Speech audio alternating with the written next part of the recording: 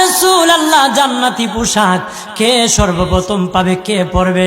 নবী বলেন, আয়েশা রে, জান্নাতি পোশাক সর্বপ্রথম আমি রাসূলুল্লাহ পাবো, কিন্তু আমি নবী সর্বপ্রথম পরব না।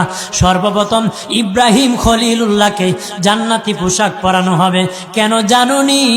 ইব্রাহিম নবীকে নমরুদের আগুনে যখন ফেলে দেওয়া হয়েছিল, দুনিয়ার সব ছেড়ে দিয়েছিল, বাড়ি ছেড়ে দিয়েছিল, সম্পদ ছেড়ে দিয়েছিল, মা বাবা ছেড়ে দিয়েছিল, এমনকি গায়ের জামাও যখন খুলে নেয়, ইব্রাহিম কয়েক কাপড় ছেড়ে দিতে পারি, আমার আসমানের মালিককে ছেড়ে দিতে পারি না।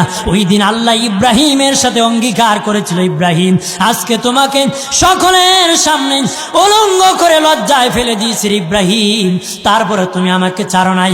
আমি কিয়ামতের দিন সকলের সামনে মুসলমান, বেঈমান, কাফের, নাস্তিক যারা তোমাকে উলঙ্গ করেছিল তাদের সামনে আমি আল্লাহ আনুষ্ঠানিকভাবে তোমাকে কাপড় পরায়া দিব।